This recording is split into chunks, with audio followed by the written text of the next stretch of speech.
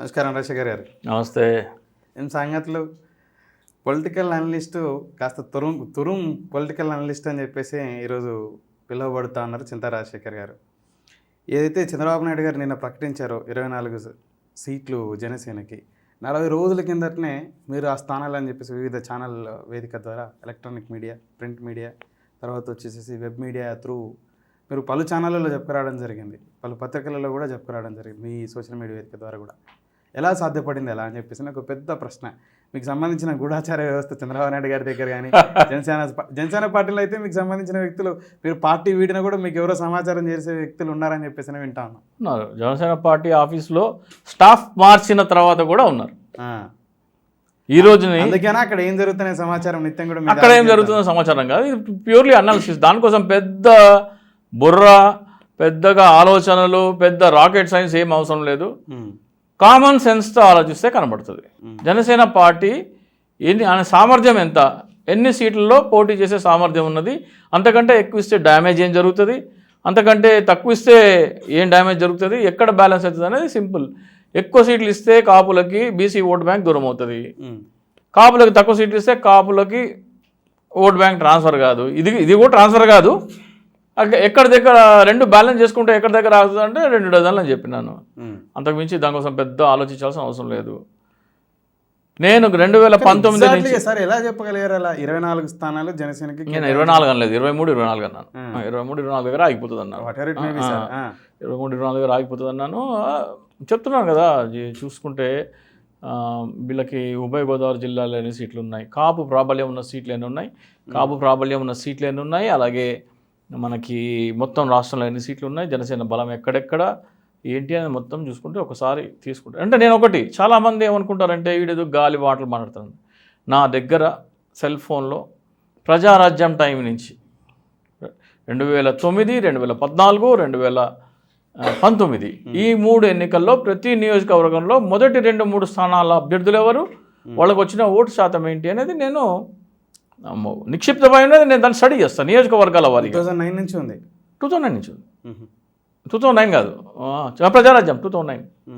చాలామంది ఏమంటారంటే చిరంజీవికి 34 స్థానాల్లో 1000 ఓట్ల లోపల ఓడిపోయారంటారు. తీయమనండి లెక్కలు, నేను చెప్తా ఏ నియోజకవర్గంలో ఎంత అంత ఉండదు. కొంతమంది అమాయక జన సైనికులని మభ్యపెట్టేందుకు జనసేన పార్టీ కూడా 2019 ఎన్నికల్లో 34 నియోజకవర్గాల్లో 2వ స్థానంలో ఉందంటారు. చెప్పులు తీసుకుని కొట్టాలి వాళ్ళని, తీసుకుని కొట్టాలి. నా కొడుకుల్ని, యువతని మభ్యపెడతారు. అంటే 34 స్థానాల్లో మనం ఆల్రెడీ 2వ స్థానంలో ఉన్నాము, ఇంకా బలపడ్డాము, ఇంకా 34 గెలిచేస్తున్నాము. ఆ ఉద్దేశంతోనే 50 సీట్లు కావాలని చెప్పి ఆ ఉద్దేశంతో ఇప్పుడు గారు కానీ ఇంకా ఈ జనసేన అధికార ప్రతినిధులు నాతో చాలా డిబేట్లు, నువ్వేమన్నా చిలక చూసాం చెప్తున్నావా, నీకు ఎట్లా తెలుసు చెప్తున్నారు. ఏమైంది ఇవాళ తెలంగాణ ఎన్నికల్లో జనసేన పార్టీ 8 స్థానాల్లో పోటీ చేస్తే కుక్కట్పల్లిలో కష్టం మీద డిపాజిట్ వస్తుందన్న, అతి కష్టం మీద కుక్కట్పల్లిలో డిపాజిట్ వస్తుందన్న, అక్కడ రాలేదు. మిగతా 7 చోట్ల రాలేదు. దానికోసం చిలక చూసాం అవసరమా?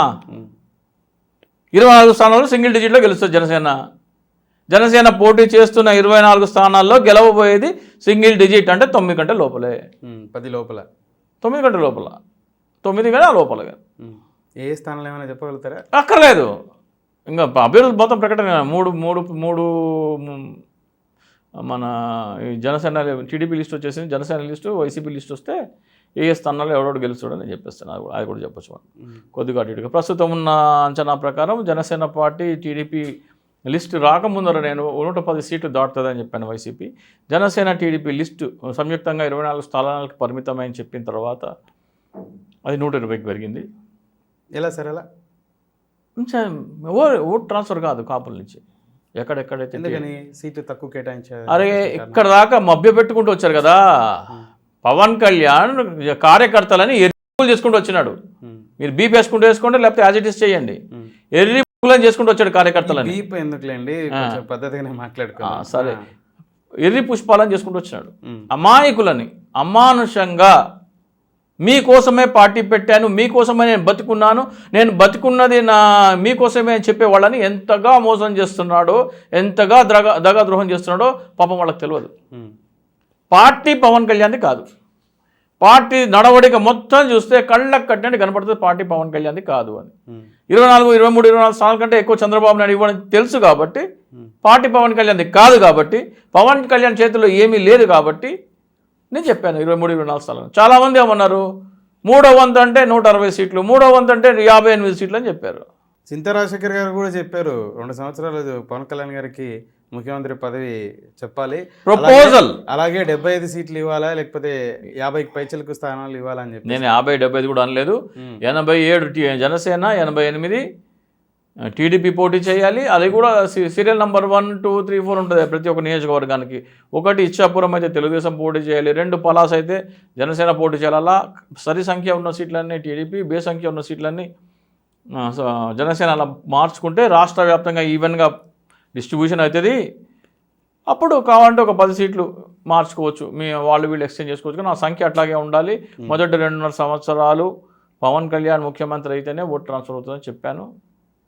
మీరు చెప్పినట్లు సరి బేస్ సంఖ్య ప్రకారం సీట్ల కేటాయింపు జరిగితే వీరి ఉమ్మడి కూటమి ఏదైతే ఉందో ప్రభుత్వం ఫామ్ చేయడానికి అవకాశాలు ఏ మేరకు ఉంటాయి? అప్పటి నుంచి చెప్పాలి. అప్పటి నుంచి ప్రజలను సైకలాజికల్గా ప్రిపేర్ చేసుకుంటూ రావాలి. ఎప్పటి నుంచి 3 సంవత్సరాల క్రితం చెప్పాను నేను, 3 years బ్యాక్ చెప్పిన ఫార్ములా ఉంటే ఇది ఇలా ఉండాలి అని చెప్పాను. మరి దాని నుంచి మరి మీరు ప్రజలని, కార్యకర్తలని, నాయకులని అసలు మీరు పార్టీ పెట్టారు కదా 2014 నుంచి 2019 మధ్యలో మీరు ఎన్ని రోజులు ఉన్నారు ఆంధ్రప్రదేశ్లో? ఎన్ని రోజులు ఉన్నారండి ఆంధ్రప్రదేశ్లో? మీరు ఎందుకు ఓటేయాల ప్రజలు? శోకాలు పెట్టి మొగుడు చచ్చిపోయిన ముండలాగా ఏడుస్తాడు. శోకాలు పెట్టి మొగుడు చచ్చిపోయిన ముండలాగా ఏడ్చి ఏమంటాడు, నన్ను గెలిపించలేదు 34 స్థానాల్లో అంటాడు. అరే ఓరి సన్నాసి దద్దమ్మ, నువ్వు ఉన్నదే 50 రోజులు రాష్ట్రంలో, నీకు ఎందుకు ఓటేయాలి? పుష్కరాల్లో జనాలు చచ్చిపోతే చూడడానికి రాలేదు, ఇబ్రాహీంపట్నం దగ్గర బస్సు యాక్సిడెంట్ అయిపోతే రాలేదు. ఎప్పుడు వచ్చినావు నువ్వు? చంద్రబాబు నాయుడు ఉస్కో, చంద్రబాబు నాయుడు ఉస్కో అంటే మురిగే కుక్కవి నువ్వు. చంద్రబాబు నాయుడు ఉస్కో అంటే మురిగే కుక్కవి నువ్వు. జగన్మోహన్ రెడ్డి ఢిల్లీ జంతర్ మంతర్లో, గుంటూరులో ప్రత్యేక హోదా కోసం నిరాహార దీక్ష చేస్తుంటే ప్రజలందరూ జగన్మోహన్ రెడ్డి వెనకాల వెళ్ళిపోతారని కంగారు పడి నిన్ను ఉస్కో అంటే నువ్వు వచ్చి 2 మీటింగ్లు పెట్టి లడింగే అని పాచిపోయిన లడ్డూలు అని చెప్పినావు. ప్రత్యేక హోదా వద్దు ప్యాకేజీ అని ఢిల్లీ పెద్దలతో సంప్రదింపులు అయిపోగానే నువ్వు మానేసినావు. నువ్వు చెప్పింది ఏంటి? 3 దశల పోరాటం అన్నావు. మొదటి దశలో 13 జిల్లాల్లో 13 మీటింగ్లు అన్నావు. 2వ దశ ఏదో చెప్పినావు, 3వ దశ ఏదో చెప్పినావు. 2, 3 సంగతి పక్కన పెట్టు. మొదటి దశలో మొదటి మీటింగ్ కాకినాడలో పెట్టినావు, 2వ మీటింగ్ అనంతపూర్లో పెట్టినావు. 2 చోట్ల కిక్కిరిసిన జనం. కాకినాడలో ఒక తొక్కిసలాట చచ్చిపోయినట్టు ఆ సభన ఏదో సభ ఒకరు చనిపోయారు, అంత జనం వచ్చినారు. 3వ సభ ఎందుకు పెట్టలే నువ్వు? ఒంగోలులో గ్రౌండ్ బుక్ చేసుకున్నావు కదా, ఎందుకు పెట్టలేదంటారు? అదే ప్యాకేజీ వచ్చేసింది. చంద్రబాబు నాయుడు కేంద్ర ప్రభుత్వం ప్యాకేజీ మాట్లాడుకున్నాడు, హోదా కంటే ప్యాకేజీ నయమన్నాడు. చూప్ సైలెన్స్ నిమిరినాడు. కుక్కని నిమ్మరంగానే మరొకటి ఆపేస్తుంది, ఆపేసిండు. మళ్ళీ వనజాక్షిని ఒక ఎంఆర్ఓని చింతమనేని ప్రభాకర్కి వచ్చింది. ప్రజలు తెలుసుకోవాలి వాస్తవాలు. జనసేన పార్టీ పవన్ కళ్యాణ్ది కాదు, చంద్రబాబు నాయుడు పెట్టాడు. కేవలం పవన్ కళ్యాణ్ ఒక బినామీ అనేది ఈ రోజున మనం తేటతెల్లం చేద్దాం. గంట అయితే గంట, 2 గంటలు అయితే 2 గంటలు, ఒక్కొక్కటి చెప్పుకుంటూ వస్తున్నాయి. వనజాక్షి అనే ఆమె మీద, ఎంఆర్ఓ మీద చింతమనేని ప్రభాకర్ దాడి చేసింది జూలై 2015 జూలై. డేట్ కరెక్ట్గా లేదు, 16, 17 తారీఖులో ఎప్పుడు. పవన్ కళ్యాణ్ ఎప్పుడు ఖండించాలా? మరుసటి రోజు, అదే రోజు సాయంత్రము, మరుసటి రోజు, మరుసటి వారము, ఆ తర్వాత ఆంధ్రాకు వచ్చినప్పుడు చేయాలి కదా. 2018 మంగళగిరి ఆవిర్భావ సభలో మొత్తుకుంటాడు, మరుగుతాడు ఈ కుక్క. ఏమని?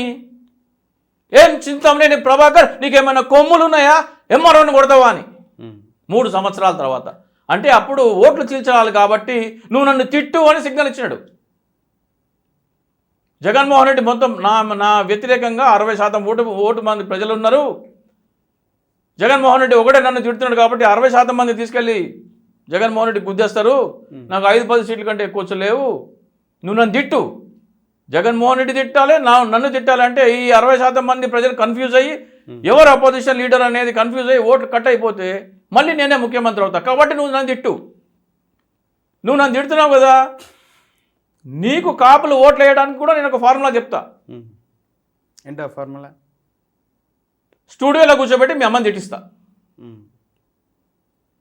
స్టూడియోలో కూర్చోబెట్టి పవన్ కళ్యాణ్ వాళ్ళ అమ్మని ఒక యాక్టర్తో కూర్చోబెట్టి తిట్టిస్తా. ఇది నేను చెప్పలేదు, పవన్ కళ్యాణ్ చెప్పిండు. స్టూడియోలో కూర్చోబెట్టి మా అమ్మని తిట్టించావు లోకేష్ అన్నాడు. ప్రతి మీటింగ్లో చెప్పినాడు. పవన్ కళ్యాణ్ చుట్టూ తిరిగేట వాళ్ళందరూ అలాగా జనం శంకర జాతి జనం అన్నారు. పవన్ కళ్యాణ్ చుట్టూ తిరిగే వాళ్ళు ఎవరు? కాపు సామాజిక వర్గం. అంటే కాపు సామాజిక వర్గాన్ని తిట్టాలి, కాపుల్లో ఆవేశాలు రావాలి. పవన్ కళ్యాణ్ తల్లిని తిడితే పవన్ కళ్యాణ్ అభిమానుల్లో ఆవేశాలు రావాలి. మీ అన్న రాజకీయాలకు పనికిరాడు, చేత కాదు, రాజకీయాలు చేయాలంటే మాకే సాధ్యం, మా బ్లడ్ వేరు, మా బ్రీడ్ వేరు అంటే చిరంజీవి అభిమానులకు కూడా కోపం రావాలా. వీళ్ళందరికీ కోపం వస్తే ఏమవుతుంది? మా మెగా కుటుంబం, మెగా హీరోల తల్లినే తిడతావా అని వచ్చి అభిమానులందరూ జనసేన ఓటేయాలి. కాపు సామాజిక వర్గాన్ని అలగా జనమంటావా అని అందరూ వచ్చి దీనికి ఓటేయాలి. ఇదంతా ఎందుకు చేసినాడు? ముద్రగడ పద్మనాభ ఉదంతం తర్వాత, కాపు రిజర్వేషన్ ఉదంతం తర్వాత, తుని రైలు, కాపులు ఎవరు నాకు ఓటు వేయట్లేదని అర్థమైపోయింది ఆయనకి. నాకు ఓటు వేయకపోతే ఎవరికి వేస్తారు? వైసీపీకి వేస్తారు. వైసీపీకి వేస్తే మొత్తం గుండు 23 కూడా వచ్చేటిగా. సో పవన్ కళ్యాణ్ ఎగదోసినాడు, నువ్వు తిట్టు అని. ఇద్దరు పరస్పరం తిట్టుకున్నట్టు డ్రామా ఆడి అయినా కానీ కాపుల్లో యూనిటీ రావట్లేదు. ఏం చేయాలి? ఇది కాపుల పార్టీ అని నమ్మించాలి. కమాన్ చిన్న ఇంటరప్షన్. లేదు, జేడి లక్ష్మీనారాయణ, తోట చంద్రశేఖర్, ఆర్ఎంఆర్ గారు, పులిశేఖర్, అద్దేపల్లి శ్రీధర్, ఆకుల సత్యనారాయణ, మాదాసు గంగాధరం, విజయబాబు గారు, మారిశెట్టి, ముత్తం శెట్టి, ఇలాందరినీ జనసేన పార్టీలోకి చూపించారు. ఇదందరూ కాపు నాయకులు. అరే ఏముంది, మన కాపు పార్టీ, కాపు నాయకులు కాపులను తిడుతున్నారు, మెగా కుటుంబం తల్లిని తిట్టినారు, కాబట్టి ఈ పార్టీ గుద్దేయాలి అని ప్రజలు అనుకోవాలని ఈ ఎత్తుగడలని చేస్తారు. కాకపోతే కనెక్ట్ కాలే, కాపులకి అది కనెక్ట్ కాలే. కనెక్ట్ అయితే ఒక 25% ఓటు బ్యాంక్ కనుక చీలింటే జగన్మోహన్ రెడ్డి 30 దగ్గర ఆగిపోయేవాడు, పవన్ కళ్యాణ్ 20 దగ్గర ఉండేటోడు, 40%తో చంద్రబాబు నాయుడు మళ్ళీ అధికారంలోకి వచ్చాడు 19లో. ఇది కుట్రపూరితంగా కాపులని మభ్యపెట్టేందుకు చంద్రబాబు నాయుడు ఎత్తుగడలో కన్న తల్లిని, సొంత అన్నని, సామాజిక వర్గాన్ని కూడా తిట్టించేందుకు సిద్ధపడ్డ దుర్మార్గుడు పవన్ కళ్యాణ్. చిన్న ఇంటరప్షన్. చెప్పండి మీ ఇంట్రెస్ట్. ఇప్పుడు లేదు, మీరు అంటే పదే చెప్పుకొస్తున్నది ఏంటంటే, లోకేష్ గారు స్టూడియోలలో పవన్ కళ్యాణ్ గారిని, వారి కుటుంబ సభ్యుల్ని, వాళ్ళ అమ్మగారిని కూడా రాజకీయం కోసం తిట్టించారని చెప్పేసి. ఉభయ తెలుగు రాష్ట్రాల్లో పవన్ కళ్యాణ్ గారిని విమర్శించేవాళ్ళు, లేకపోతే తిట్టేవాళ్ళు, చాలా ఎమోషనల్గా భావోద్వేగంతో మాట్లాడేవాళ్ళు మిమ్మల్ని మించి మరి ఎవరుండరు. పవన్ కళ్యాణ్ గారిని తిట్టేటువంటి వ్యక్తులలో బ్రాండ్ అంబాసిడర్ ఎవరు అని చెప్పేసి అంటే, తనకి అచ్చుగుద్దినట్టు ఈ రూపం కనపడుతుంది. వారు ఎవరంటే చింతా రాజశేఖర్ సార్ అంటారు. మరి మిమ్మల్ని ఎవరు ఎగదోసి తిట్టించారు? మీరు తిట్టడం వల్ల అదే సామాజిక వర్గానికి సంబంధించిన వ్యక్తి మీరు కూడా, ఎవరికి లాభం, ఎవరికి నష్టం? అంటే ఇది 2019 ఎన్నికల విషయం చెప్తున్నాను. అంటే నేను 2019 వరకు జనసేనలో ఉన్నాను, మీరు మర్చిపోతున్నారు. 2019 ఎన్నికల కంటే పూర్వము పవన్ కళ్యాణ్ తల్లిని స్టూడియోలో పెట్టి కూర్చోబెట్టి తిట్టించారు అని పవన్ కళ్యాణ్ ప్రతి ఒక్క సభలో గుర్తు చేసేవాడు. ఈ కాపులు జన సైనికులు ఎక్కడ మర్చిపోతారో అని ప్రతి సభలో చెప్పేటాడు. నా తల్లిని తిట్టించినారు, మా అన్నని చేతగాని వాళ్ళని అన్నాడు, మా కులాన్ని తిట్టించినారని ప్రతి సభలో చెప్పి వాళ్ళని రెచ్చగొట్టే ప్రయత్నం చేసినారు. వాళ్ళు నేనేమంటా అంటే, మీ చేత ఎవరు తిట్టిస్తున్నారు అట్లా? ఇప్పుడు ఎవరు తిట్టించట్లే. అప్పుడు తిట్టించినాడని పవన్ కళ్యాణ్ చెప్పినాడు. ఇప్పుడు నన్ను కూడా తిట్టిస్తున్న పవన్ కళ్యాణ్ చెప్తే అప్పుడు మాట్లాడదాం దాని గురించి. పవన్ కళ్యాణ్ చెప్పలే కదా. పవన్ కళ్యాణ్ చింతా రాజశేఖర్ పేరు ఇంతవరకు ఉచ్చరించలేదు కదా. చింతా రాజశేఖర్ ఉన్నాడు పవన్ కళ్యాణ్ కూడా తెలియదు, ఈ రోజు వరకు తెలియదు. ఏం తెలుస్తుంది? సరే సార్, పవన్ కళ్యాణ్ గారు తిట్టేటోళ్ళు అంతా కూడా మరొక పార్టీ ఎగదోసే అంటే ఉసుగొలుపుతే, మీరు అన్నారు కదా ఉసుకో అంటే అని చెప్పేసి, వాళ్ళేనా? పవన్ కళ్యాణ్ తిట్టేవాళ్ళ? పవన్ కళ్యాణ్ గారిని విమర్శించే వాళ్ళు, తిట్టే వాళ్ళంతా కూడా తెలుగుదేశం పార్టో లేకపోతే మరో పార్టో లేకపోతే మరో నాయకుడో ఇప్పుడు ఉసిగొలుపుతే తిట్టే నేను వ్యక్తుల చెప్పేది ఏంటంటే పవన్ కళ్యాణ్ చెప్పిన విషయం చెప్తున్నాను నేను. స్టూడియోలో కూర్చోబెట్టి మా మీ అభిప్రాయం తల్లిని ఏంటి? తిట్టించారని మీ అభిప్రాయం అది పవన్ కళ్యాణ్ చెప్పాలా? ఉమ్. పవన్ కళ్యాణ్ చెప్పాలా? పవన్ కళ్యాణ్ ప్రతి మీటింగుల్లో కాపులకు గుర్తు చేసేవాడు, అభిమానులకు గుర్తు చేసేవాడు. అరే మీ చిరంజీవి అమ్మని పవన్ కళ్యాణ్ అమ్మని తిట్టినారా, మీరు రెచ్చిపోండిరా బాబు, నాకు ఓట్లేయండిరా బాబు అని ప్రతి మీటింగ్లో గుర్తు చేశాడు ఆయన. మా అన్న రాజకీయాలకు చేత కాదు, వాడు బ్లడ్ వేరు, వాడు బ్రీడ్ వేరు అని మీరందరూ అలాగా జనమని తిట్టిస్తారని ప్రతి మీటింగ్లో గుర్తు చేశాడు వాళ్ళు. అయినా కానీ 5.53% వచ్చింది. ఆ పన్నాగం పారలేదు, ఆ పన్నాగం పారలేదు. ఒకవేళ వాళ్ళందరినీ పార్టీ బలోపేతం చేసుకోవడం కోసం ఈ కాపు నాయకులు, నేను చెప్పిన 20 మంది కాపు నాయకులని, ఐఏఎస్ ఐపీఎస్ చదివిన వాళ్ళు, భరత్ భూషణ్ గారు, రావెల కిషోర్ బాబు గారు, వీళ్ళందరినీ కూడా పార్టీలోంచి బయటికి ఎందుకు పంపించావు? నీ గెలిచిన ఏకైక ఎమ్మెల్యేని ఎందుకు బయటికి పంపించేసినావు? రాపాక వరప్రసాద్ గారిని నేను ఒక ఫిల్మ్ ఛాంబర్లో ఒకసారి కలిశాను. ఇట్లా వస్తుంటే అటు ముఖం తిప్పుకుంటారంట ఎదురు వస్తుంటే. నీ పార్టీ పరువు నిలబెట్టిన వ్యక్తి రాపాక వరప్రసాద్ గారు, నీ పార్టీ పరువు నిలబెట్టిన వ్యక్తి ఎదురుగా వస్తుంటే తలకాయ అటు తిప్పుకుని వెళ్ళిపోతారంట నాదెళ్ల మనోహర్, పవన్ కళ్యాణ్. వాళ్ళకంత స్టేజీ మీద రాపాక నియోజకవర్గంలో డిండిలో ఒక వేడుక జరుగుతుంటే స్టేజీ మీద రాపాక వరప్రసాద్ కుర్చీ లేదు. నేను కూడా స్టేజీ మీదకి రావాలా అంటే చీరా బొట్టు పెట్టి పిలవాలా అని అన్నాడు నాదెళ్ల మనోహర్.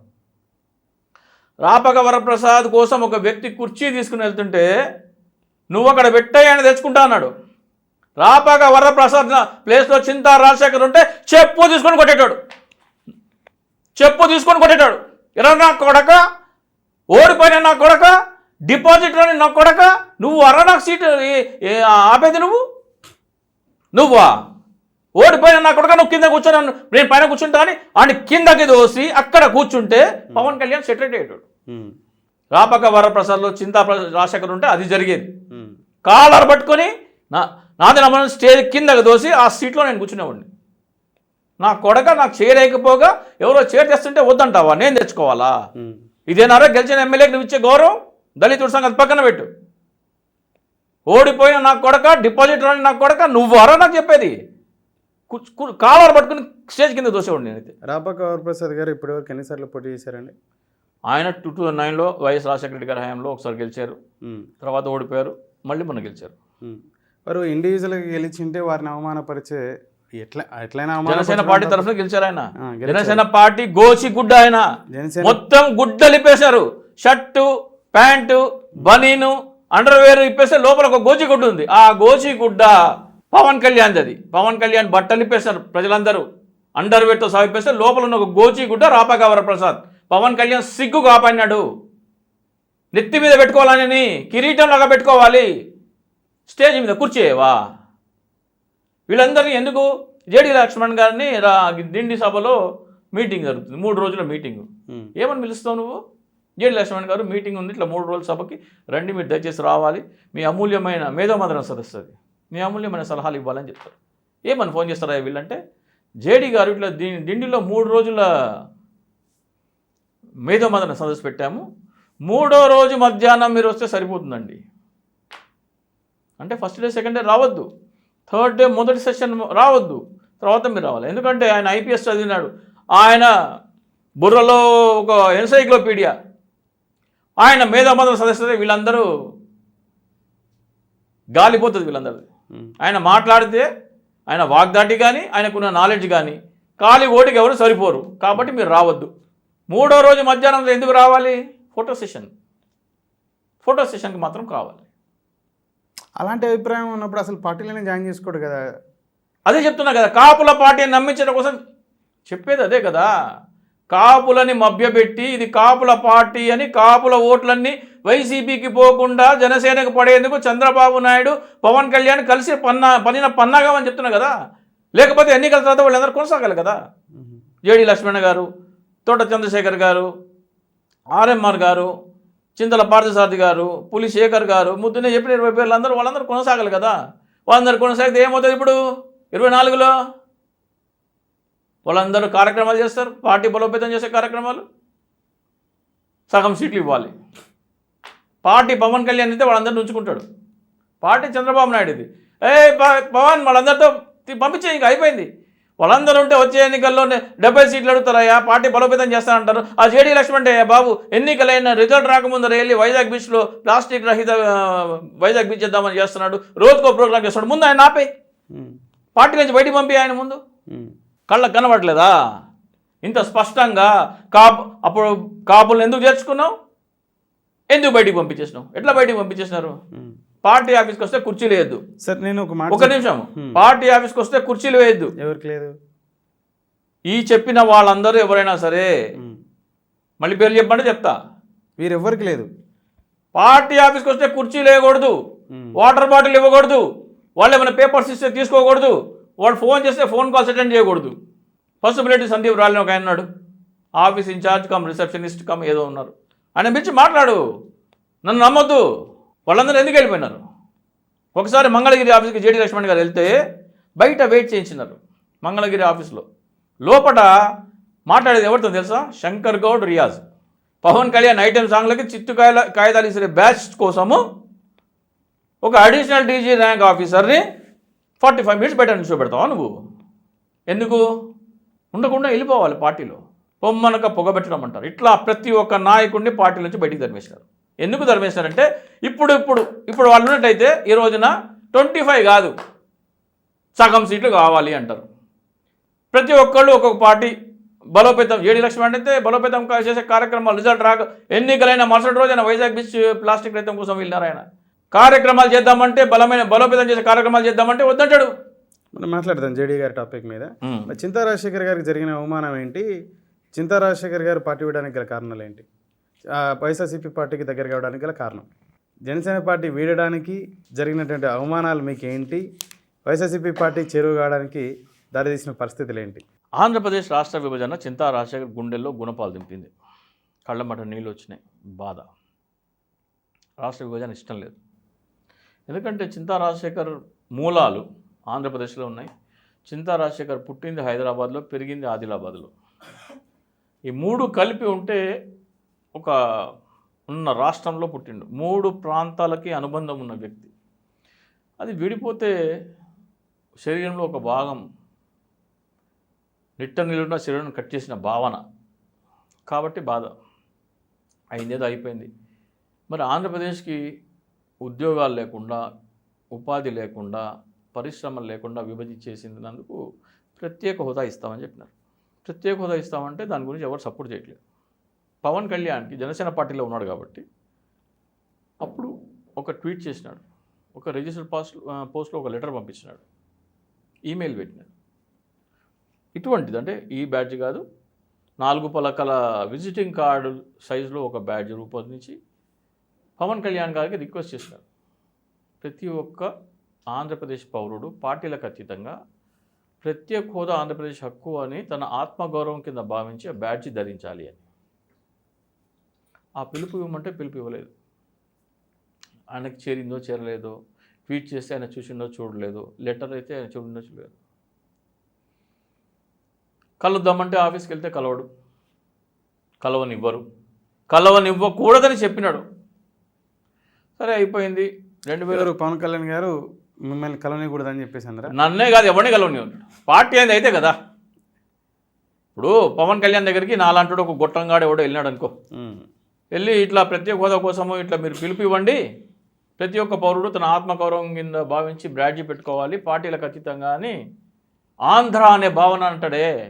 ఆంధ్ర అనే భావన కోసం ఇట్లా చెప్పండి అంటే ఆలోచన బాగుండి పార్టీ సొంత పార్టీ అయితే అమలు చేస్తాడు. నీ పార్టీ నీది కానప్పుడు, అమలు చేసే అధికారం నీ దగ్గర లేనప్పుడు నువ్వేం చెప్తావు? సారీ బాబు నేను అమలు చేయలేనని చెప్పలేవు కదా, దాచిపెట్టుకోవాలి కదా. అందుకని ఎవరిని కలవడు. కలవకపోతే సలహా సూచనలు తీసుకునే సమస్య ఉండదు. సో అట్లా చింతా రాజశేఖర్ అనేవాడు కొన్ని వందల సలహాలు ఇచ్చాడు జనసేన పార్టీ బలోపేతం కోసం. ప్రతి ఒక్కడు, తోట చంద్రశేఖర్ కానీ, ఉత్తమశెట్టి కృష్ణారావు కానీ, అర్హాం యూసుఫ్ కానీ అద్భుతమైన ఆలోచనలు చెప్పేవాళ్ళు. వాడు ప్రతి ఒక్కళ్ళు అమలు మాత్రం చేయం. అద్భుతమైన ఆలోచన. అయితే మేము ఇంటింటికి వెళ్ళి ప్రత్యేక హోదా వ్యతిరేకులకి మా మనసులో చోటు లేదు, మా ఇంట్లో ఓటు లేదు అని పవన్ కళ్యాణ్ ఫోటోతో ఉన్న ఒక పోస్టర్ రూపొందించి ఇంటింటికి వెళ్ళి ఒక పోస్టర్లు అంటించే కార్యక్రమం చేశారు. అది 13 జిల్లాల్లో విపరీతమైన ఆదరణ పొంది ఆ కార్యక్రమం మా ఊర్లో చేయండి ప్రజలు స్వాగతిస్తున్న తరుణంలో AP 24/7లో ఒక ఇంటర్వ్యూ ఇవ్వడం జరిగింది. ఆ ఇంటర్వ్యూ వచ్చిన మరుసటి రోజు పార్టీ అప్పుడు జనరల్ సెక్రటరీ అర్హాం యూసుఫ్ మెసేజ్ ఏం పెడతాయంటే, అద్భుతమైన ఆలోచన కానీ ఇది ఆపేసేయండి అంటాడు. స్టేజీ మీదేమో రంకెలేస్తాడు, ఆంబోతులాగా రంకెలేస్తాడు. హమ్ లడేంగే జీత్నే తక్ లడేంగే అని ఆంబోతులాగా రంకెలేస్తాడు. ఎందుకంటే పవన్ కళ్యాణ్ ఉసుకోమంటే మురిగే మురుగులు కాబట్టి, ఉసుకో అన్నాడు కాబట్టి ఆ మురుగు నిజంగా ఆచరణ రూపంలో పార్టీ బలోపేతం చేసే కార్యక్రమం చేద్దామంటే వద్దంటాడు. పార్టీ బలోపేతానికి మొట్టమొదటి వ్యతిరేకి పవన్ కళ్యాణ్. ఈ రోజున 25 సీట్లు నాకు బలం లేదు, నన్ను ఓడిచ్చారు అంటాడు కదా. అరే సిగ్గున్నారా నీ ముఖానికి? నువ్వు ఆంధ్రప్రదేశ్లో ఉండేది ఎన్ని రోజులురా? ఒక రాష్ట్ర అధ్యక్షుడు అయి ఉండి పార్టీ పెట్టి నువ్వు ఆంధ్రప్రదేశ్లో ఉండేది ఎన్ని రోజులు? 50 రోజులు. 50 రోజులు ఉండి ప్రజల్లో కూడా కలవవు, మీటింగ్లు పెట్టుకుంటూ వాళ్ళతో కలుస్తా వెళ్ళిపోతావు. నీ ముఖాన్ని చూసి ఎందుకు ఓటు వేయాలి? నువ్వు ప్రజల కష్టాన్ని వాళ్ళ భుజానికి భుజంతో కలిసి నడిచినవా? వాళ్ళ కష్టాలు విన్నావా? ఏమంటే ఇన్సూరెన్స్ కంపెనీలో దోచుకొచ్చిన డబ్బు తీసుకొచ్చి ఆత్మహత్య చేసుకున్న రైతులకి చెక్కులు పంపిణీ చేస్తున్నారు, దొంగ నాటకాలు ఆడి నీ కష్టార్జితం ఇస్తున్నా అంటావు. ఇన్సూరెన్స్ కంపెనీకి ఎంత కడుతున్నావు చెప్పరా? నువ్వు చెప్పరా? నువ్వు తీసుకునే 500లో ఇన్సూరెన్స్ కంపెనీకి ఎంత కడుతున్నావు? ఎంత తీసుకున్నావు? మిగిలిన వాళ్ళు ఎందుకు ఆ పని చేయలేకపోయారంటారు? ఎవరు చేయాలా? అదే దోపిడీ చేయమంటారా మీరు? మిగిలిన నాయకులు ఆ విధంగా తీసుకొని అయినా అట్లా ఇన్సూరెన్స్ చేసి ఆ చర్య ఎందుకు పూనుకోలేదంటారు? అట్లా నష్టపోయిన వ్యక్తులకు ఎందుకు సహకరించలేకపోయారంటారు? ఎవరు మిగతా వ్యక్తులు అంటే నాకు అర్థం కాల. ఇప్పుడు పవన్ కళ్యాణ్ గారు వారి కార్యకర్తల నుంచి ఒక 500 లాగా సభ్యత్వం అని చెప్పేసి తీసేసుకొని అందులో నుంచి మీరు కట్టారు అని చెప్పేసి అంటా ఉన్నారు. అందులో నుంచి ఇన్సూరెన్స్ కి 150-200 కట్టి 300 జేబులో వేసుకొని ఆ డబ్బులే 30 కోట్ల దాకా అవుతాయి. 10 లక్షల మంది ఇన్సూరెన్స్ చేసినారు.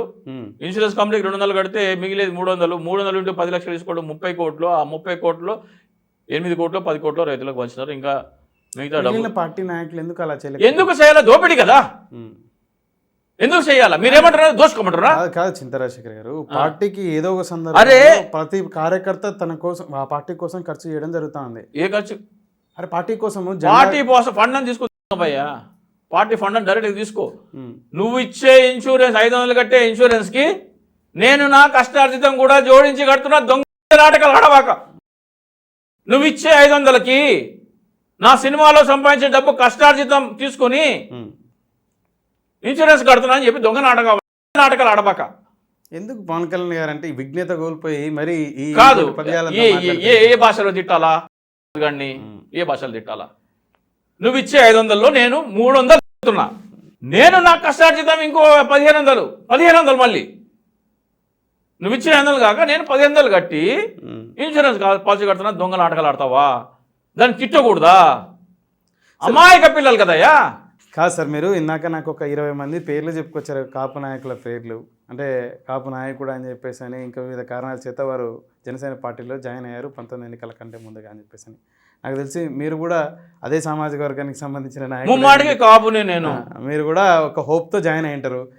మీకు జరిగిన అవమానం ఏంటి? కాపు కులానికి సంబంధించిన ప్రతినిధి జనసేన పార్టీలో ఉండంగా కాపులకు రిజర్వేషన్ అవుతున్న వ్యక్తి నేను.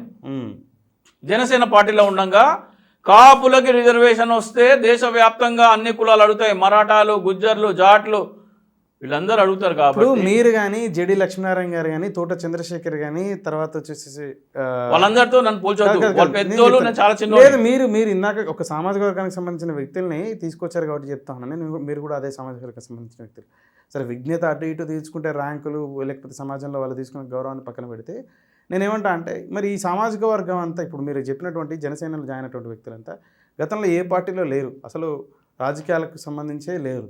వీళ్ళంతా బ్యూరోక్రాట్స్ నుంచి లేకపోతే ఇంకో వివిధ వృత్తులలో ప్రైవేటు సంస్థలలో పనిచేసుకునే వ్యక్తులు అటువైపుగా ఒక అదే సమాజ వర్గానికి సంబంధించిన నాయకుడు వస్తా అంటే అటువైపుగా మళ్ళడానికి కులం కారణం కాదంటారా? వాళ్ళ దృష్టిలో ఏముందో నాకు తెలియదు. మీ దృష్టిలో? నా దృష్టిలో మాత్రము ఈయన ఒక స్వచ్ఛమైన నాయకుడు. కుల నాయకుడు అని కదా? భగత్ సింగ్ కుల నాయకుడు, కాపు నాయకుడు అని కదా? అప్పుడు అనుకోలా. ఇప్పుడు ముద్రగడ పద్మనాభం రైలు తగలబెట్టినప్పుడు ముద్రగడ పద్మనాభం దేశద్రోహి అన్నాను నేను. కాపు రిజర్వేషన్ కోసము ముద్రగడ పద్మనాభం రైలు తగలబెడితే దేశద్రోహి అన్నా నేను. ప్రభుత్వ ఆస్తులు తగలబెట్టకూడదు. నిరసన తెలపడానికి చాలా మార్గాలు ఉన్నాయి. దేశం కంటే ఇది ఎక్కువ కాదు. ఇక్కడ నేను కాపు నాయకుడు పవన్ కళ్యాణ్ బర్త్డే నేను నాడు చేయలేదు. చాలామంది ఆ జనసేనలో ఉండగా వీడు కోవట్టు, వీడు పవన్ కళ్యాణ్ బర్త్డే పిలిస్తే రానేటోళ్ళు ఉన్నారు. నేను పవన్ కళ్యాణ్ కోసం జనసేన పార్టీలో చేరాల. నేను ఆ భారతదేశం ఆంధ్రప్రదేశ్ రాష్ట్ర భవిష్యత్తు కోసం నేను జనసేన పార్టీలో చేరాను. నేను చెప్పిన ఏంటంటే కులాలను కలిపి ఆలోచన విధానం అంటే అన్ని కులాలకి కలిపి ఒకే చోట కార్తీక వనభోజనాలు చేసే సాంప్రదాయం తీసుకురావాలి. ఏరువాక పౌర్ణమి రోజున రైతును పూజించే సాంప్రదాయం తీసుకురావాలి. నేను చేసిన కార్యక్రమాలు ప్రత్యేక హోదా కోసం ప్రతి ఒక్కడు ఆత్మగౌరవంగా భావించి బ్యాడ్జీ ధరించాలి. రీకాల్ చట్టం, ఇవి నేను మాట్లాడింది. జనసేన పార్టీలో ఉండగా చింతా రాజశేఖర్ మాట్లాడింది ఇవి. ఇది కులం కోసమా, రాజకీయ ప్రక్షాళన కోసమా, సమాజంలో అసమానతలు తొలగించడం కోసమా, దేనికోసం? మీకు జరిగినటువంటి అవమానాలు ఏంటి అక్కడ? ఇవేవి వద్దంటాడు కదా, ఇవేవి చేద్దంటాడు. పార్టీ వాడిదైతే ఇవన్నీ చేస్తే పార్టీ బలపడుతుంది. పార్టీ బలపడితే చంద్రబాబు నాయుడు ముట్టుబిద్దు అంటాడు. పార్టీ వాడిది కాదు కాబట్టి ఇవన్నీ చేద్దంటాడు. ఇవే కాదు, పార్టీ బలోపేతం చేసే కార్యక్రమాలు చేయకూడదు, పార్టీ బలోపేతం చేసే నాయకులు ఉండకూడదు, పార్టీ బలహీనంగా ఉండాలి. ఈడేమో 5 సంవత్సరాలలో 30-40 రోజులు 50 రోజులు వచ్చి ఆంధ్రప్రదేశ్ తిరుగుతాడు. పార్టీ బలపడకూడదు. ఓట్లు వేయకపోతే మొగుడు తెచ్చిన ముండలాగా ఏడుస్తాడు సోకలు పెట్టుకొని, నన్ను 30-40 సీట్లు గెలిపిలేదు, నన్ను కూడా 2 చోట్ల ఓడించాడని. ఎవడేస్తాడు ఆ ఓటు? ఎందుకు వేస్తాడు? ముఖానికి రంగులేసి తైతక్కలాడతారు కాబట్టి ఓట్లు వేయరు. మీ అన్నకు కూడా వేయలేదు, నీకు వేయరు. మళ్ళీ ఇప్పుడు 24లో నువ్వు సింగిల్ డిజిట్లో 7-8 గెలిస్తే నన్ను ఓడిస్తానని ఏడవద్దు, వేయరు నీకు. చంద్రశేఖర్, మీ ఆలోచనలు అమలు పరచలేదు అనే కారణం అని చెప్పేసి అని మీరు గంటాపదంగా చెప్పుకోవచ్చు అన్నారు. పార్టీ బలోపేతం చేసే ఆలోచనలు నా ఆలోచనలు కాదు. అదే మీ ఎవరు చెప్పినా, నేను చెప్పిన ఆలోచనలే జేడీ గారు చెప్తే అవి కూడా ఆలోచన. పార్టీ బలోపేతం కోసం మీరు చేసినటువంటి ఆలోచనలు కానీ, మీరు అందించిన ఆలోచనలు కానీ, ఎవరు అందించినా కానీ బలోపేతం చేసే పార్టీ బలోపేతం చేసే కార్యక్రమం కాసేపు మిగిలిన వారిని పక్కన పెట్టి మీ వరకు మాత్రమే మాట్లాడదాం. మీరు అదే పార్టీ బలోపేతం కోసం చేసిన ఆలోచనలు అమలు పరచనందుకే ఇంత కోపమా మీకు పవన్ కళ్యాణ్ గారి పైన? ఇంత నయవంచన. నేను కూడా పార్టీ పెట్టాను. నేను కూడా అన్ని పార్టీలాగా సొల్లు చెప్పొద్దు. నేను ధనరహిత రాజకీయాలు చేస్తాను. రబ్బర్ చెప్పులు వేసుకునే వాడితో రాజకీయం చేస్తాను. రబ్బర్ చెప్పులు వేసుకునే వాడితో రాజకీయాలు చేసావంటే నువ్వు 1825 రోజుల్లో 1000 రోజులు ఆంధ్రప్రదేశ్లో ఉంటే సాధ్యం. అది 1000 రోజులు నువ్వు ఆంధ్రప్రదేశ్లో ఉండి నువ్వు కాంశీరామ్తో పోల్చుకుంటే అవి సాధ్యపడవు ప్రాక్టికల్గా. నేను వారు సాధ్యపడకపోతే 4 రోజుల కిందనే జీరో బడ్జెట్ పాలిటిక్స్ నేటి పరిస్థితులు సాధ్యపడవు. ఒక 10-15 ఏళ్ళ తర్వాత మనం అధికారంలోకి వచ్చిన తర్వాత ఆ పరిస్థితులను తీసుకొద్దామని చెప్పేసి ఎట్లా వస్తుంది? అలాగే నీకు ఇచ్చింది 25, నువ్వు గెలిచేది 7-8, ఎట్లా వస్తుంది? 7-8 గెలుస్తామని చెప్పేసి అంత గంటాపదంగా నాదెలమనోహర్ ఓడిపోతాడు. రాసి పెట్టుకో, డిపాజిట్ రాదు నాదెలమనోహర్కి డిపాజిట్ రాదు. త్యాగాలు చేయాలంటున్నాడు కదా పవన్ కళ్యాణ్, త్యాగాలు చేయాలంటున్నావు కదా, నువ్వు చేయి. నాదెళ్ల మనతో చేయి. ఈ లౌడాల్లో మాటలు మాట్లాడద్దు. త్యాగం చేయమంటే ఆ బాధ ఏందో నేను నాదెళ్ల మనోహర్ చేస్తే ఆ బాధ ఏందో మనకు తెలుస్తుంది. చేయమను. నాదెళ్ల మనోహర్ చేయమని త్యాగం. కందులు దుర్గేష్ ఎందుకు చేయాలా? పాటం శెట్టి సురేష్ ఎందుకు చేయాలా? కేతం రెడ్డి వినోద్ ఎందుకు చేయాలా? నాదెళ్ల మనోహర్ ఎందుకు చేయడు? ఎందుకంటే పార్టీ నువ్వు బినామీ, వాడు ఇంకో బినామీ నెంబర్ 2. పార్టీ మీదది కానే కాదు. మీరు అన్నారు ఇందాక రబ్బర్ చెప్పులు వేసుకునే వ్యక్తులను అసెంబ్లీకి పంపిస్తాను అటువంటి మాటలకు ఇన్స్పైర్ అయ్యి చాలామంది కూడా పవన్ కళ్యాణ్ గారి వైపు, వారి ఆలోచనల వైపు అడుగులు వేయడం జరిగింది. అందుకోసమని సర్పంచ్ సుదీర్ఘకాలం చేసిన నేను నా ఆస్తిని, నా భార్య ఆస్తిని, నాది 15 ఎకరాల భూమిని, నా భార్యకు వచ్చినటువంటి ఒక ఇల్లును కూడా అమ్మడం జరిగిందని చెప్పేసి సూర్యచంద్రరావు అనుకుంటా, ఐ థింక్ వారు బాధని వెలిబుచ్చడం జరిగింది. దీన్ని ఎలా చూస్తారండి? చెప్తున్నా కదా, అమాయకపు మాటలు చెప్పి తడిగుడ్డతో గొంతు కోసే నయవంచకుడు పవన్ కళ్యాణ్. అత్యంత నయవంచకుడు. ప్రపంచంలో అంతకంటే మించిన నయవంచకుడు ఎవరు ఉండరు. ఆయన అంతటి నయవంచకుడు కాబట్టే భార్యలు కూడా ఆయనతో ఉండలేక వెళ్ళిపోయినారు. భార్య బిడ్డలను కూడా స్పేర్ చేయడం ఆయన. ప్రపంచంలో మనిషికి అత్యంత పిల్లలు, భార్యతో విభేదాలు ఉండొచ్చు, పిల్లల్ని ఎవరు దూరం చేసుకోరు. పిల్లల్ని కూడా దూరం చేసుకుంటాడంటే ఆయనకి అంత స్వార్థం. చాలామంది అంటారు రాజకీయాల్లో వ్యక్తిగత జీవితం తీసుకురాకూడదని. తీసుకురావాలి ముమ్మాటికి. వాడు వ్యక్తిగత జీవితంలో తనకు ఎంతటి అవకాశవాదో, అవసరమైతే పిల్లల్ని కూడా వదిలించుకునే రకమని తెలవాలి ప్రజలకి. కాబట్టి ప్రస్తావన తీసుకురావాలి, దాన్ని చెప్పాలి ప్రజలకి. వీడు అరే కన్న పెళ్ళాం బిడ్డల్నే వదిలేస్తాడు రా బాబు, తెలియాలి ప్రజలకు. జగన్మోహన్ రెడ్డి చేసేది కరెక్ట్. అది సరే 2014లో జనసేన, తెలుగుదేశం, బీజేపీ కూటమి తెల్లాయి. తర్వాత విభేదాలు వచ్చి 19లో ఒంటరిగా పోటీ చేసుకోవడం జరిగింది 3 పార్టీలు కూడా. ఇప్పుడు 24లో 3 కలిసి వచ్చాయని చెప్పేసి అంటున్నారు. ఇద్దరైతే కలిసి నిన్న అభ్యర్థులను ప్రకటించింది. 3 బీజేపీ పార్టీ కూడా కలవడానికి అవకాశం ఉంది, అందుకనే కొన్ని సీట్లు ఆపారని చెప్పేసి అనేది ఉంది. మీరేమంటారు సార్?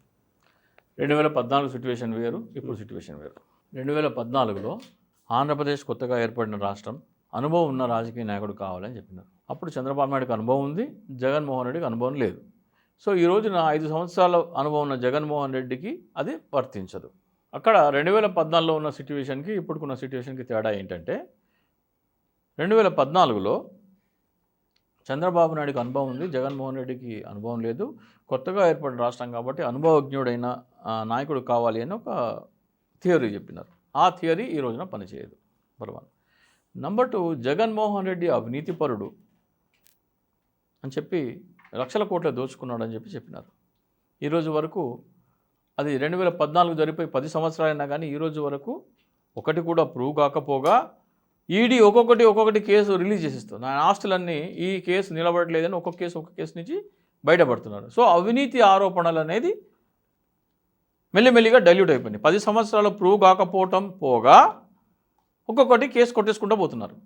సో జగన్మోహన్ రెడ్డి అవినీతి పరుడు కాదు అని కడిగిన ముత్యంలాగా నెమ్మదిగా కడిగిన ముత్యంలాగా బయటకు వస్తున్నాడు. మూడోది చంద్రబాబు నాయుడు అవినీతి పరుడు అనేది కొత్తగా వచ్చింది. ఇక చాలామంది అనొచ్చు జగన్మోహన్ రెడ్డి అవినీతి పరుడు కాదు, చంద్రబాబు నాయుడు అవినీతి పరుడు అని ఎట్లా అంటారని. జగన్మోహన్ రెడ్డిది, చంద్రబాబు నాయుడుది 2 డిఫరెంట్ కేసులు. ఇది చాలా ప్రజలు తెలుసుకోవాలా. జగన్మోహన్ రెడ్డి గారి మీద ఉన్న అభియోగం ఏంటంటే జగన్మోహన్ రెడ్డి గారు తండ్రి ముఖ్యమంత్రి కాబట్టి జగన్మోహన్ రెడ్డి చేస్తున్న వ్యాపారంలో వేలాది మంది కోట్లుగా పెట్టుబడులు పెట్టారు అని. జగన్మోహన్ రెడ్డి సాక్షి పేపర్ పెట్టారు, భారతీయ సిమెంట్స్ పెట్టారు.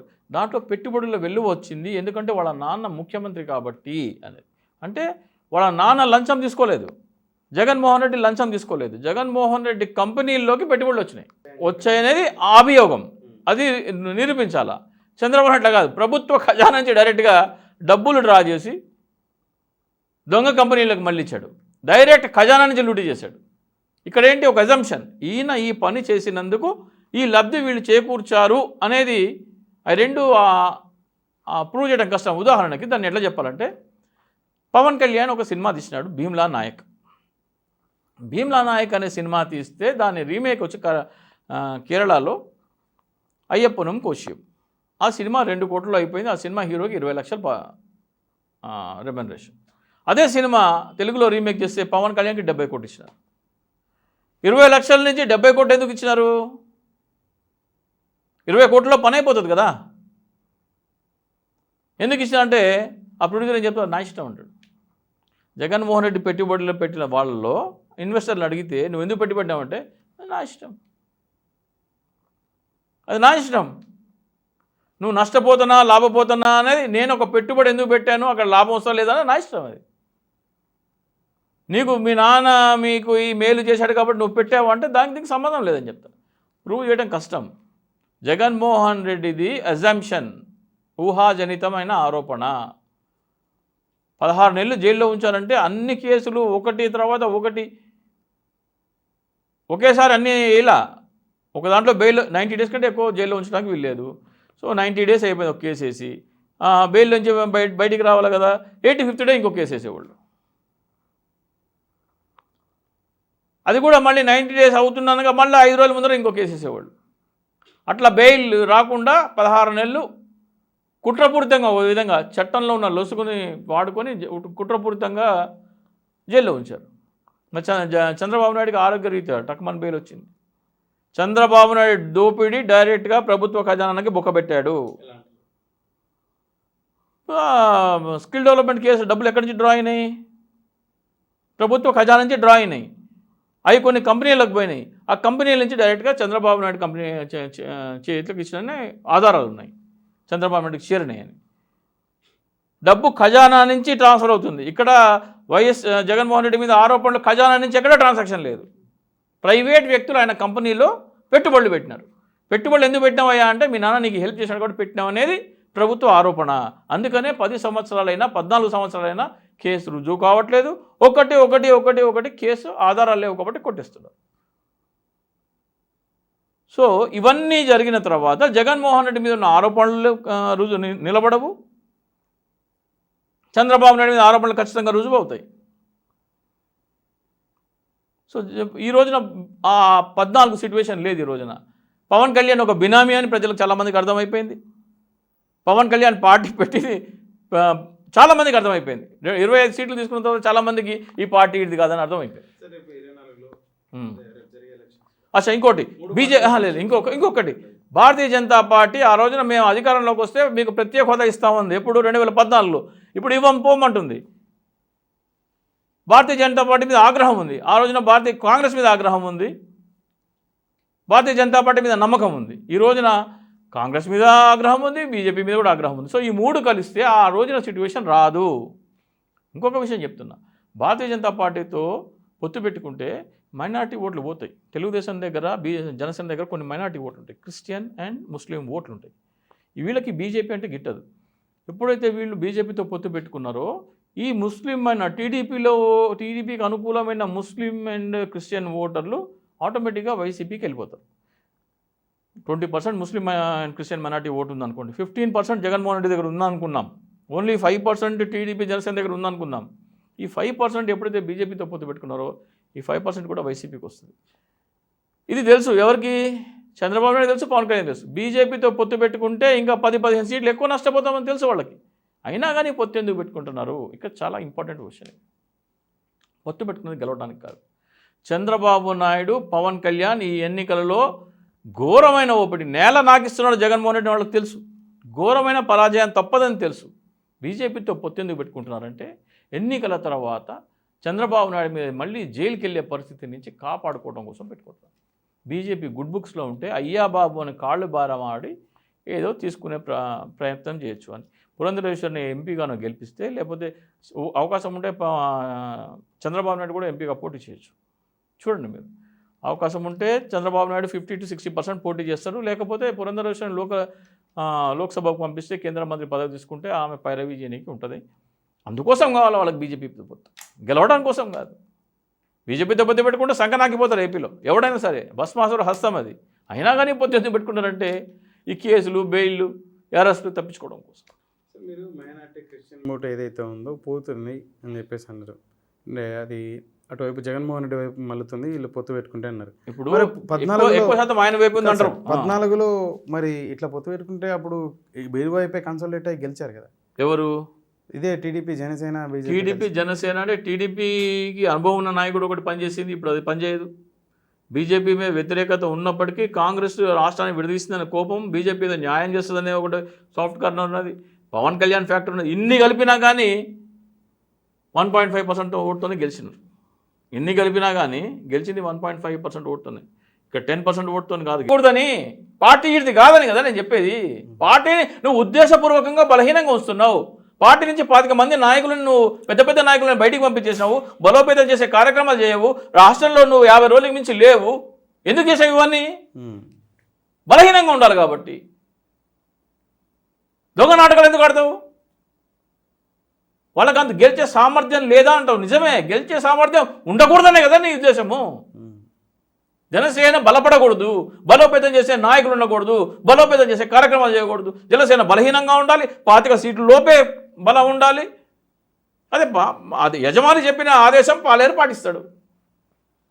ఎన్ని స్థానాలలో వైఎస్ఆర్సీపీ బీజేపీతో కలిస్తే 130 స్థానాలు వైఎస్ఆర్సీపీకి, తెలుగుదేశంకి ఎన్ని రావచ్చు అంటారు? 130లో మిగిలితే 45. కూటమికి రెండింటికి కలిపి వస్తాయంటారా? బీజేపీకి అన్న స్థానాలు వస్తాయంటారా? బీజేపీకి వస్తాయా రావా వెనక తర్వాత చూద్దాం. ఏ స్థానాల్లో పోటీ చేస్తున్నారు, ఎవరు పోటీ చేస్తున్నారు. బీజేపీకి అయితే గెలవనివ్వరు, ఆంధ్రప్రదేశ్ ప్రజలు అయితే గెలవనివ్వరు. కాంగ్రెస్కి ఏమైనా స్థానాలు వచ్చే అవకాశం ఉందా? అసంభవం. ఇప్పుడు షర్మిలమ్మ ఏమంటది? మొట్టమొదటి సంతకం ప్రత్యేక హోదా మీద పెడితే కాంగ్రెస్ పార్టీ అధికారంలోకి వస్తాయి అని అంట. కాంగ్రెస్ పార్టీ అధికారంలోకి వస్తే ప్రధానమంత్రి రాహుల్ గాంధీ పెట్టబోయే మొట్టమొదటి సంతకం దేని మీద అంటున్నారు వాళ్ళు? ప్రత్యేక హోదా ఫైల్ మీద అన్నారు. అది రాహుల్ గాంధీకి తెలుసా? సోనియా గాంధీకి తెలుసా? రాహుల్ గాంధీ మాట్లాడాడు, నేనే మొట్టమొదటి సంతకం దాన్ని పెడతాను. ఇదే రాహుల్ గాంధీ, ఇదే సోనియా గాంధీ, ఇదే మల్లికార్జున ఖర్గే ఉభయ సభల్లో ఆంధ్రప్రదేశ్కి ప్రత్యేక హోదా కావాలన్న ఒక రికార్డు చూపిండి నాకు. నువ్వు బయట వచ్చి ఇక్కడ మా చెవులో పువ్వు పెడితే పవన్ కళ్యాణ్ మేము నమ్ముతామా? నువ్వేమో లోక్సభ గుళ్ళు మాట్లాడవా? వైసీపీ ఎంపీలు ప్రత్యేక హోదా కావాలని టీడీ ఎంపీలు మాట్లాడుతుంటే నువ్వు లేచి నిలబడి మాట్లాడడానికి చేత కదా నీకు? ఎట్లా నమ్మాలి నిన్ను? మళ్ళీ ఎరిపుకుని చేస్తున్నావు మమ్మల్ని. ఆంధ్రప్రదేశ్ అంటే ఏ అంటే ఎర్రి పి అంటే పూకు కాదు, నమ్మనికి ఏది పడితే అది నమ్మనికి. సో బీజేపీకి కాంగ్రెస్ని నమ్మే పరిస్థితి లేదు. జీరో అంటారు వాళ్ళకి. 0. 170 స్థానాలు డిపాజిట్లు రావంటారా?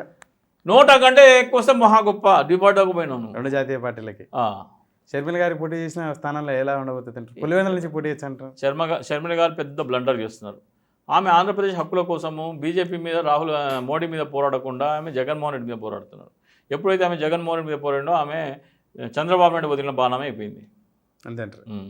ఆంధ్రప్రదేశ్ రాష్ట్ర హక్కుల కోసం పోరాడితే గణనీయమైన 3 నుంచి 4% నుంచి 5% దాకా ఓటు బ్యాంక్ తీసుకెళ్లే అవకాశం ఉన్న అద్భుతమైన అవకాశాన్ని ఆమె చేజార్చుకుంటా అనవసరంగా జగన్మోహన్ రెడ్డి గారి మీద ఆమె విరుచుకుపడుతున్నారు. ఎప్పుడైతే జగన్మోహన్ రెడ్డి గారి మీద విరుచుకుపడ్డారో ఆమె చంద్రబాబు నాయుడు వదిలిన బాణం అయిపోతుంది. నా మొదటి ప్రశ్న అలాగే చివరి ప్రశ్న, చింతా రాజశేఖర్ పొలిటికల్ అనలిస్టా, వైఎస్ఆర్సీపీ కార్యకర్తనా, నాయకుడా, ఏంటి? చింతా రాజశేఖర్ పొలిటికల్ అనలిస్ట్ ఈ రోజు వరకు. వైఎస్ఆర్సీపీ నాయకుడు కాదు. వైఎస్ఆర్సీపీ నా సభ్యత్వమే లేదు నా దగ్గర. కార్యకర్త కాదు, నాయకుడు కాదు. నాయకుడు కాదు, సింపథైజర్ కూడా కాదా? సింపథైజర్ ఒక విధంగా. రాష్ట్రానికి మేలు చేస్తున్న కార్యక్రమాలు చేస్తున్నారు. ముఖ్యంగా చిన్న పేద పిల్లలకంటే ప్రభుత్వ పాఠశాలలో చదివే నిరుపేద కుటుంబాల పిల్లలు, జిల్లా హెడ్ క్వార్టర్స్ కూడా చూస్తామా లేదా అనుకున్న పిల్లలని రాష్ట్రాన్ని దాటించి దేశం దాటించి ప్రపంచ అధ్యక్షులు ప్రసంగించే వేదిక పైన మాట్లాడించిన జగన్మోహన్ రెడ్డికి చింతా రాజశేఖర్ సెల్యూట్. ఆరోగ్యశ్రీని 5 లక్షల నుంచి 25 లక్షలకు పెంచినందుకు చింతా రాజశేఖర్ సెల్యూట్. ప్రత్యేక హోదా గురించి మాట్లాడమంటే పిసుక్కునే నాయకులందరూ నరేంద్ర మోడీ సమక్షంలో విశాఖపట్నం సభలో ఆంధ్రప్రదేశ్ ప్రయోజనాల కంటే ఏది ముఖ్యం కాదు, కాబోదు, కాజాలదు అని దిక్కులు పిక్కటిల్లేలాగా మాట్లాడగలిగే ధైర్యవంతుడు జగన్మోహన్ రెడ్డి. కాబట్టి జగన్మోహన్ రెడ్డికి సెల్యూట్. కాబట్టి వైసీపీకి సింపథైజర్. Fine, thank you.